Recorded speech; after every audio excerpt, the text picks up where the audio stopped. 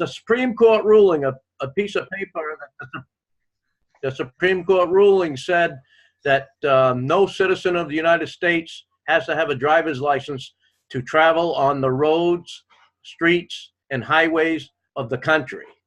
And he threw it on the ground and pulled me off the bike. That was an assault charge. And battery. I got found guilty at that trial. From the beginning, I wouldn't acknowledge that I was Russell Elliott Dumont. I acknowledged that I was Russell Elliott. So they wouldn't connect me with the legal entity, the straw man of the corporation person. Did they bond you right away? Did they make you bond? No. The cop actually was on his way, and I got stopped almost right in front of the State Police Academy in Vassarboro, Maine. Wow. My brother lives down the road, and we called my brother to come and get me. So he was pretty nice about that, and he only charged me with driving without a license. He charged me for speeding. And anyways, when I went to court, we kept screwing with the judges. We never backed down from the judge. I never admitted anything. I wasn't a U.S. citizen. I told him I wasn't a person. I wasn't a legal person. Yeah, all that. We just kept with the program. And when I finally went to trial, I hit the judge with what the Supreme Court ruling, Briscoe versus LaHue. That's Briscoe versus LaHue. It's a case where the police officers, a single police officer cannot testify by himself, but you have to submit that ruling to the judge, presiding judge. And she allowed the testimony, which was treason against the Supreme Court, because there was a Supreme Court ruling. So she allowed the testimony. I was found guilty. It was a $100 fine. First offense is 6 months in jail, $800 fine, or both, up to that point. They charged me $100. Just before the trial, the DA wanted me to pay $50 and plead guilty. I said no. So I ended up paying $100 on the first one. The second one, I got found guilty just a little while ago, about 4 weeks ago. I got found guilty again, and second offense was $200 fine. At the end of my trial, the judge and the DA were the only. I says, that bond that the DA's holding, she better not cash it because I own that trust. And he ran right out of the room, and that was the end of that case. Later on that night, I traveled in my automobile to go home. It was about a 30, 40-mile drive. I got picked up by a state cop. Oh, man. And so that was my third offense. And the third offense is what I just went to court. The third offense is what I just went to court for. And I walked in, and they never called my name, so I went and saw the DA, and they chose not to proceed in the matter. And I think they know that. I think they know who they're dealing with. The whole group. There's two of us that have been to court numerous times in front of these same judges. And the guy that runs the group, his name's Vaughn Scott. He's a retired contract attorney, and he went up in front of the judge 2 days before I did, and he asked her for her indemnity bond because he was violating his rights, and that was the end of his case at that point. 2 days later, I go in front of the same judge. They never called my name. So there's a couple of points there. I put the court on notice in Superior Court, and in District Court, they dealt with me twice, and they can never get the name out of me. I will not admit that I'm Russell Dumont, because I'm not. That's my legal, well, it's not mine. It's the government's legal commercial entity that they created. Well, it is now. With it's yours now, because you claimed it under the fraud. Well, it became yours when they committed fraud with it, and you took it back. Who wants that? So, Well, when you get anyways, control, it's better. Yeah. it's been a learning process, I'll tell you. And You've done a hell of and a job, John's man. come in the last of it. John's come in in the last of it as we got back together here because we got We had a two bit of a different falling out. lives and well, not really. It wasn't really a falling out. Everybody has their disappointments and difference of opinion. And anyway, so we got back together, and he's been a lot of support too. I want to thank him for that. And so with that, you know, God is with us. I never forget to get up in the morning and ask God for his guidance. No And I go to bed at night thanking him. And as I'm traveling down the road, I also ask him to protect me while I'm in my automobile traveling down the road. And I never put him out of my life. I think that's a big factor. But, you know, get rid of the ego. Because if you got a big ego, all that means It's gotta go. Yeah, ego is easing God out. Ego. Yeah. You know what I mean? So, and anyways, Easing God out. I've never heard it put that way. I like that. Easing God out. You know, that's what it's Ego. The easing God out. Ego. I like that. Yeah, I've heard it similar, like edging God out or something. Yeah. Same Well, all thing. right. I guess it looks like it's just going to be John us for gonna the read tonight? I guess I guess I'll start. I really like this book. Yeah, I like it too. This one goes deep. It does. Goes hard. It really does. It Almost does. too hard for where we're at. I love it. It's exactly what I need to hear. Like have you gone ahead? I haven't had time to go ahead at all. Oh no, I haven't. I just stayed on chapter 1 and No, I need this. This is awesome. So hey, here did we are. you What? Okay, go for it. No. I was going to ask you about where can we download the meetings off of? They should be all in the group. Okay. I haven't even been there lately. I'll look. Sorry about that. I post those in the group, and I just post the links to get to the meetings in other groups because I don't want to be rude. You know what I mean? Yeah. Those are other people's groups, and I'm not trying to step on anybody's toes. I figure I'm doing something a little bit different than everybody else is doing. You know, so it doesn't really fall into the same category. I'm giving people an option to learn and be proactive in that process rather than just asking for things all the time. Yeah. You know what I mean? No, this is awesome. It's very valuable. Everyone should be here, or at least download them afterwards, because these books hit home. Yeah, they really do. Woo! All right, hang on here just a second. I got a new member request, so they might want to join up into the meeting. Oh, that'd be awesome. Oh, dude, we're up to 44 members already. Good. That's 44 people who use their brain. Right? That's what I'm saying, dude.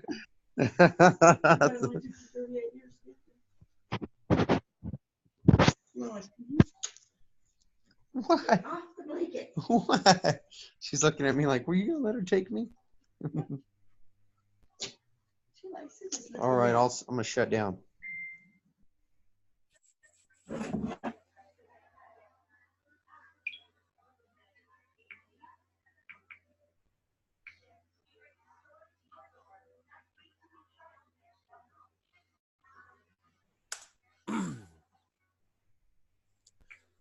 I still can't decide if I want to read out of the book or off the screen.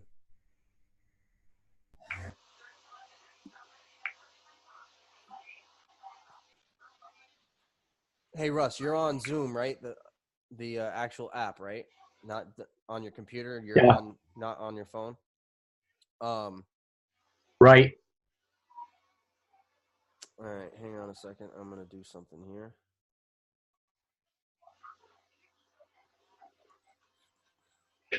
To make sure everybody has it.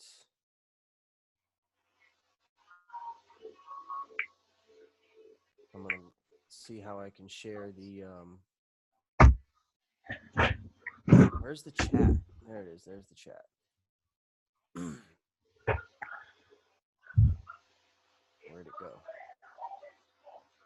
I'm trying to see if I can. Oh, you know what? That's what I can do. What I'm trying to do is get this PDF of secured transactions to you, Russ. Did I give it to you yet? I don't know. How about this? Can you Secure go over? transaction. I have to check, but I have to check. I'd have to reduce this page and check my email because you might have. I can make it quick. Go to your Facebook page, or go to the Estate and Trust Book Club Facebook page. Oh shit. I can't. Okay, all right. Then I'll do it. I can't reduce you. All right. Don't worry about it then. Which one are you on right now? I'm looking at attachment attachment. Yeah, well, what I was going to try and do is I was going to try and send you that file so that you could scroll as I'm reading, because it's going to be easier to read out of the book than it is read off of that for my eyes. But that's all right. I'll just do it this way. That's all right. I'll just listen for as long as I can. Right now, see, Arthur has got. Arthur's only got about 15, 20 minutes, and I'm gonna have to pay some attention to him before he goes to bed. All right. Okay, so chapter 2. Just get going. I'll listen. Chapter 2, creating a security interest and the scope of the security interest. A, attachment. A security interest attaches to collateral when it becomes enforceable against the debtor with respect to the collateral, unless an agreement expressly postpones the time of the attachment. Note 89. See UCC subsection 9-203A. I'm reading the notes down at the bottom that you can't see on the screen. You'll have them in the files, but this is to give more clarification to each statement as I go through. Be better for everybody listening. See UCC subsection 9-203 subsection A. Pursuant to UCC subsection 9-203 subsection A, attachment may be postponed if the agreement so provides. Absent a compelling reason, it is not advisable to delay attachment, because if the debtor files for bankruptcy before attachment occurs, the putative secured party is unsecured. The agreement must expressly state that the putative secured party is willing to delay attachment.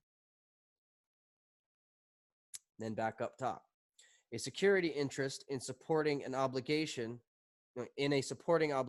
automatically attaches upon attachment to the supported obligation. Note 90. See UCC subsection 9-203 subsection F for more notes on that. A security agreement is generally enforceable against the debtor and third parties only when 1. Value is given. 2. The debtor has rights in the collateral or the power to transfer the rights in collateral to a secured party. And 3. One or more of the following conditions is met. The debtor has authenticated a security agreement that provides a description of the collateral, and if the security interest covers timber to be cut, a description of the land concerned, the collateral is not, or, okay, sorry. Let me reemphasize that. One or more of the following conditions is met. The debtor has authenticated a security instrument that provides a description of the collateral, and if the security interest covers timber to be cut, a description of the land concerned. The collateral is not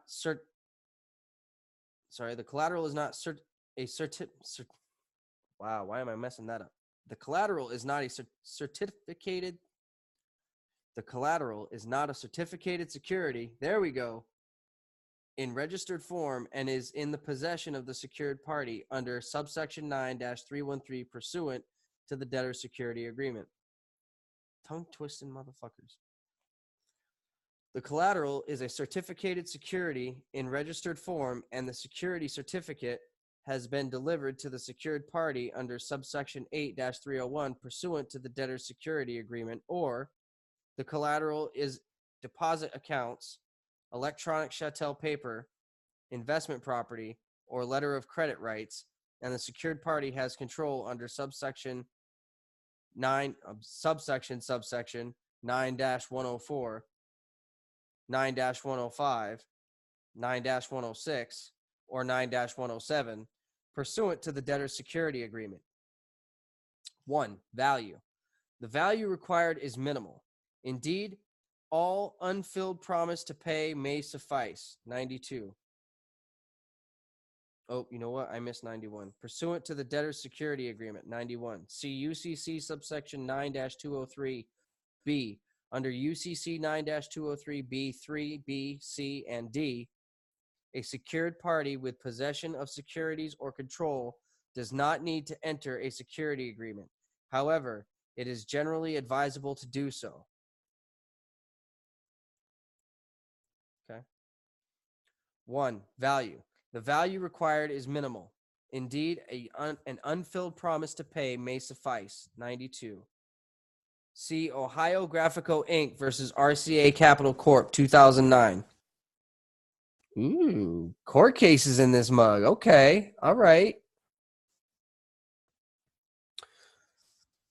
But Article 9 does not, however, protect a transfer from the attack as a bankruptcy preference, fraudulent conveyance, or other similar claim. Note 94.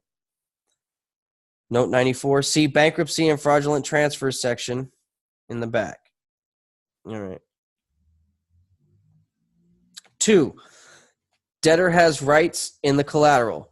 Although Article 9 does not define rights in the collateral, case law illuminates. Title is not required. A debtor's rights under sale or lease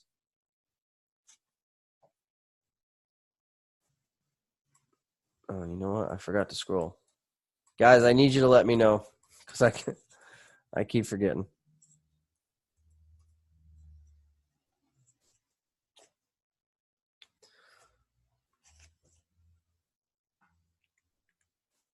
You know what? I want to read these notes, but I just don't think it's going to be feasible with trying to stay ahead of the game. So sorry, everybody. I will. Yeah, I'm just going to have to read the book, and y'all are going to have to go through the notes yourselves. Although that's where all the real meat is. But it's just you got to stop, read one, and then come back. Stop. I don't want it to get too confusing for people. All right, so where was I? 2, although Article 9 does not define the rights in the collateral, the case law illuminates. Title is not required. A debtor's rights under a sale or lease or consignment have all been held to be sufficient, but an unexercised option to buy goods was held to be insufficient to buy rights and collateral, and a broker was held not to have rights and goods offered for sale. Possession alone is not enough. Indeed, despite possession, an oral trust arrangement may not only remove property from a debtor's bankruptcy estate, but may also defeat the claims of the secured creditors. Possession is not, however, necessary if... Hang on, let's read that again.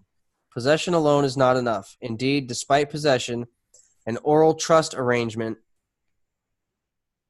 may not only remove property from a debtor's bankruptcy estate, but it may also defeat the claims of a secured creditors. That doesn't sound good. No, it's not. It's not bad. It's the context that it's in. So, like, we'll do it again. Despite possession, an oral trust arrangement may not only remove property from a debtor's bankruptcy estate, right, but it may also defeat the claims of secured creditors. So say another secured creditor is coming at you. Oh, that's good. You see what I mean? It may also defeat those claims. I heard that wrong.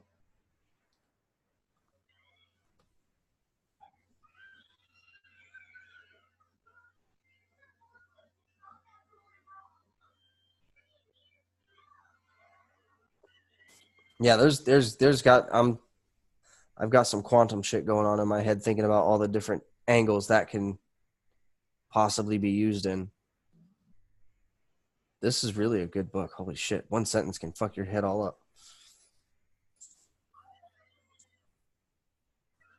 All right, where was I? Okay, possession is not, however, necessary if the other significant rights in the collateral exist. Possession with the contingent rights of ownership or voidable title have been upheld. A partner or LLC member may not have a sufficient interest in partnership or LLC assets to pledge them for a personal debt. Conversely, a corporation or LLC, limited liability company, has no interest. Thank you. Was that you or me? I don't think that was me. mine. Okay.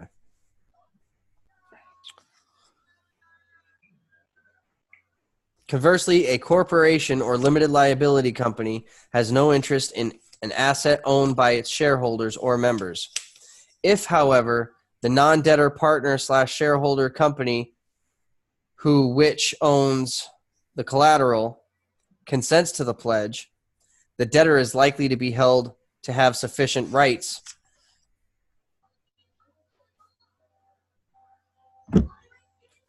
in the collateral. Similarly, a debtor may be estopped from denying it has rights in the collateral where it's specifically represented in writing such rights, or where she has allowed another to appear as the owner.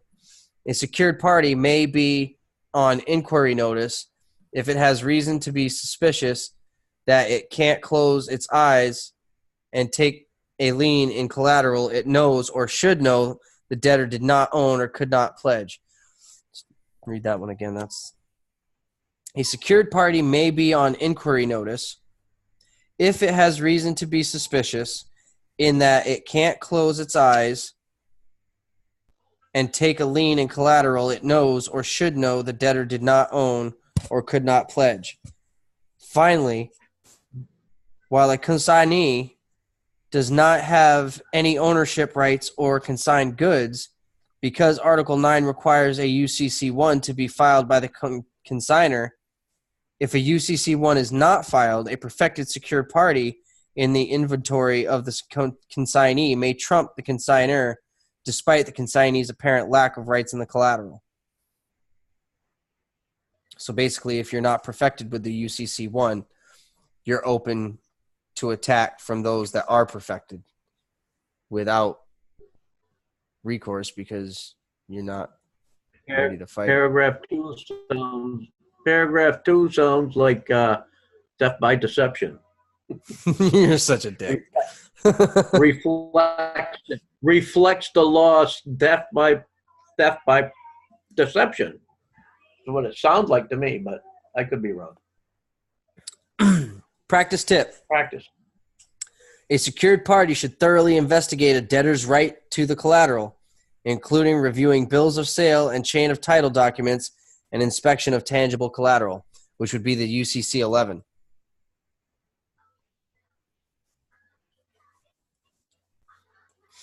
Three, an authenticated security agreement. Authenticated security agreement. Really? Under subsection 9-203, subsection B, 3B, C, and D above, if securities collateral in the possession of the secured party or the secured party has control of the collateral in the case of the deposit account, electronic chattel paper, investment property, or letter of credit, a written and authenticated security agreement is not required. Okay. Possession alone does not, however, imply an oral agreement for security interest, and the intent of parties to create security agreement must be clear. The burden of proof is on the proponent. It must prove that both parties harbored a definite intent to create a security interest and that exclusive possession of the collateral passed to the creditor contemporaneous with the oral agreement. Thank you.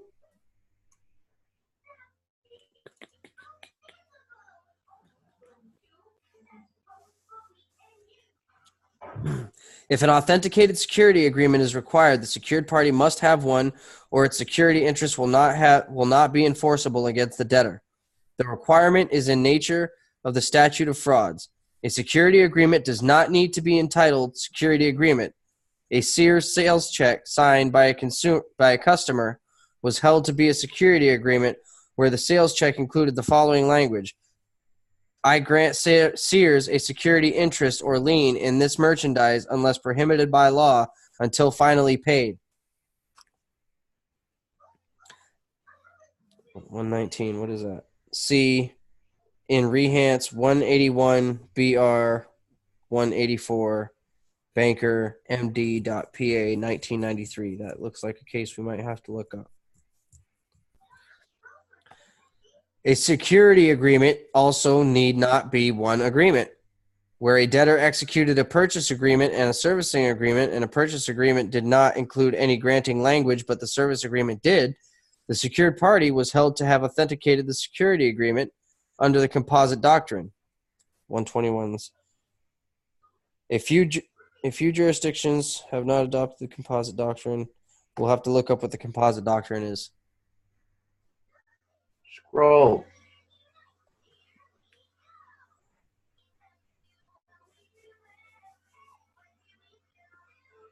Where was I?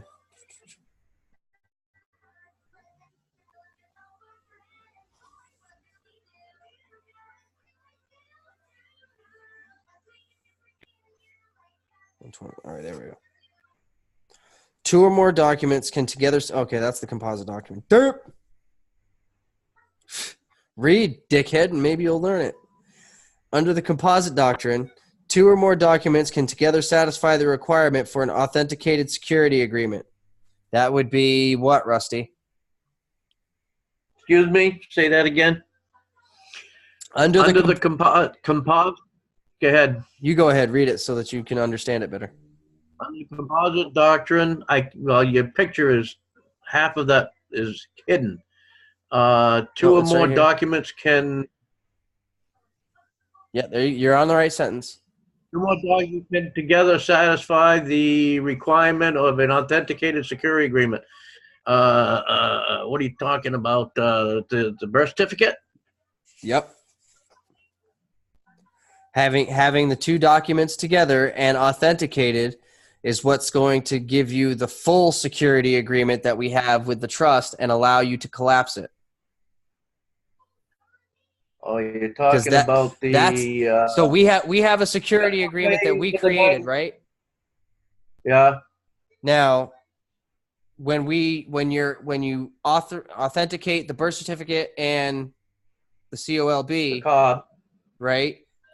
To have an authenticated document to satisfy the security agreement requirement, if this does not obtain an authenticated security agreement. In the case of titled vehicles, the secured party may be able to rely upon motor vehicle title documents to satisfy the requirement for an authenticated security agreement. If it requires the debtor to execute the title documents,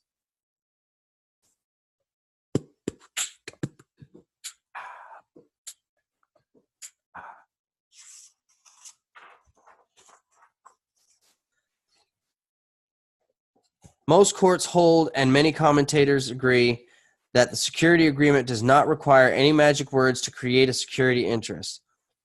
Even a grant of a security in the future tense will